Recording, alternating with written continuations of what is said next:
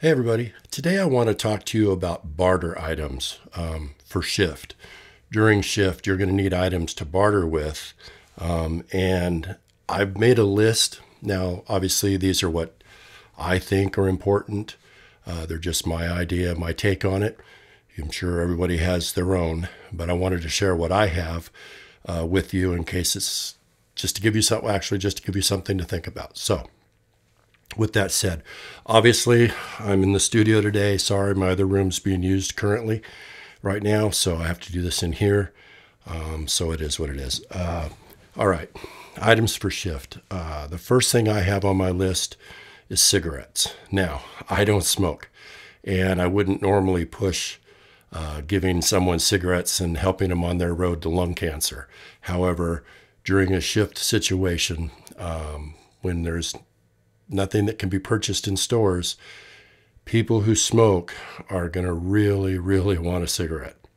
And that would be a great item to barter with, a pack at a time, maybe a few cigarettes at a time out of the pack. You have to do what you're going to have to do during this kind of situation. And you don't want to radically take advantage of people. That's not cool, but you do want to have something people want. And you don't want to give it out in huge quantities. You got to barter for something of equal value. And the cigarettes could be of great value to somebody. A pack of cigarettes they could just think that's the greatest thing ever, and that could be a good tool to barter with. Okay, next, the obvious, alcohol. Again, not condoning someone's habits, but alcohol will definitely be a good item to barter with. Now, also, alcohol can be used for medicinal purposes. You know that. You realize that. If you have a cut or a wound, you can use that to clean that out. To help sanitize that would be a good thing. So in my case, I see it as whiskey or vodka. That's just my personal opinion. Some people might want to save wine, I don't know, but that's what I feel, whiskey and vodka. Something else would be coffee. There's a lot of people who think they'll die without their coffee, and I'm one of them. Hardcore coffee drinkers, in a situation like this, in a shift situation, when things really, really suck, having that cup of coffee can be very calming. It'd be a good thing, and people are going to want it. So coffee is something you might want to consider. Now, you're going to need water for that coffee, right? Now, you might think that, well, water is obvious. Maybe, maybe not. If you don't have it, if you're in some place, well, I'll even say here, in the middle of Kansas, there are some streams, but it's a lot of farmland. The water that is in the streams and the water that we get out of our tap in this house and in many towns, they'll tell you get letters from the government on a regular basis say, don't drink the water. They test the water and they'll tell you don't drink it. Because of all the chemicals and stuff that get leached in the ground and all the stockyards, feedlots and stuff, the water table, some of the water is not good in some areas. So that could be important to people, very important to people. So having bottled water on hand would be a really good thing to be able to barter with in a shift situation. Sugar, people are going to be cooking things, and sugar is definitely an item that people would want. I'm sure things can be made that use sugar as minor sweets or of whatever, pie, whatever, that someone might be able to make. And, granted, it's a comfort food, but it can be a real morale booster. A piece of pie could be a pretty good morale booster if you've been eating really bad things for a long time. It's just my thoughts.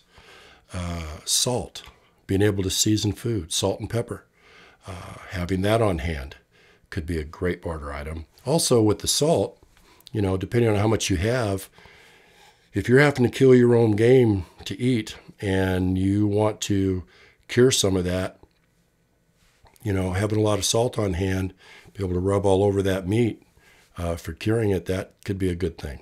So people would definitely barter for salt. Toilet paper. You know what? Leaves will get old real fast, and leaves don't clean you. And toilet paper would be something people would really want. Guaranteed, after a short period of time, people are going to wish they had it. Another thing you might think of is wet wipes. You know, go to some place like Wally World there or Dollar General or whatever and pick up those packets of wet wipes. They come in individual, you know, thing. It's got like 50 wipes in it or something for just a couple bucks. Wet wipes would be great for personal hygiene. Hygiene is going to be very important. If you just feel dirty and gross and, you know, you've been without a shower for days on end or a week or so on end, a wet wipe would be great. So you might think of wet wipes for barter items, excuse me. Aspirin, ibuprofen, Tylenol, something like that for headaches and aches and pains would be a good barter item. Antibiotic cream, antibiotics, you know, in case someone gets a cut or a laceration or something that can get infected and that can lead to really serious problems. So maybe some antibiotic cream would be a good thing to barter with. Batteries, common sizes, you know, AA, AAA, maybe some C's, whatever. People's flashlight. You know, most people are going to have cheap stuff. I mean, I don't mean that mean. You know, preppers and Patriot types, military types, they're going to have higher end gear. I mean, my flashlights are all, most of my flashlights cost a couple $100. But your average Joe is probably going to have some cheapo flashlight and just a C battery to get their flashlights working. So you might want to consider batteries as a good barter item. Again, common sizes, like I say, maybe AA, AAA, something like that. C's, something to think about. What else? Ladies, yeah, our gals, our wives, our daughters are going to need feminine hygiene products.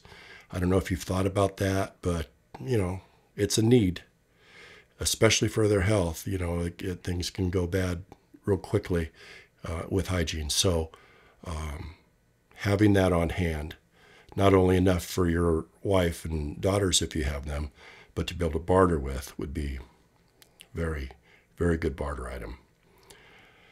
What else? Scrolling here. Gold and silver. Now, a lot of people say, I can't afford gold, I can't afford silver. First of all, silver's cheap, it's dirt cheap. It's less than 20 bucks an ounce. But gold and silver, there'll come a time, depending on how long, if there was a shift situation, whatever that may be, you know. But if the government's not operating, eventually gold and silver will be a hot ticket item. You know, at first people are going to be worried about their stomachs, food, water, that kind of thing. But after a while, gold and silver is going to come into play, some type of precious metals. And what I would suggest is getting like fractional rounds or fractional bars. Now, that silver fractional type, what they basically do is they take a 1 ounce round or a 1 ounce bar, and they're pre-grooved for you so you can just snap them and break off a 1/4 ounce at a time. You might not want to give a 1/2 ounce or a full ounce of silver for something that you need. The value's got to be equal, you know. I mean, you're bartering. So keep that in mind. Fractional rounds, fractional silver would definitely be a wise idea. Also, with gold, you know, they make gold in different sizes as well. You don't have to buy a, you know, 1 ounce of gold or a bar of gold or, you know, a 20 ounce bar or something. They make gold where you can buy just 1/10 of an ounce. And that would be really, really good because obviously the value of gold is considerably higher than silver. And 1/10 of an ounce or whatever the next size up would be, I don't know. I know there's a few, and then they go to a 1/4 ounce and then 1/2 ounce, things like that. But if you could get those the little amounts, like a 1/10 ounce, and trade for things that you need, that would be very beneficial. So gold and silver. So for me, that's about it. That's what I come up with. I'm sure you guys might have your own ideas. If there's things that you've thought of that I haven't, put them in the comment section. I'd like to hear what you have to say. If you think I'm crazy on something, put it in the comment section. I'd still like to hear what you say. Thumbs up if you like it, thumbs down if you don't on the video. But if you do like the video, if you like what you see here, you like my channel, I'd appreciate it if you tell your friends about it. Like the video, click the button up at the top there. If you subscribing to my channel would be greatly appreciated. Click the notification bell so you get notifications when I upload a new video. You guys know the routine. You hear these things all the time. So anyway, thanks for watching. Again, sorry about the room. We'll get back to the other one here soon enough. And also, I wanted to apologize. I'm scatterbrained today. I've been sick. I'm doing better. But I want to apologize for being a couple of months without making a video. You know, I set this channel with a goal of a video a week, but I've been sick, plus there's been some really busy time for the last couple months for me, some very busy time. So I haven't had a chance to be able to make videos. So I apologize for that, but we'll get back on board with it. Thanks for watching. I hope you guys have a great new year, and we'll talk to you again soon. Take care. Bye.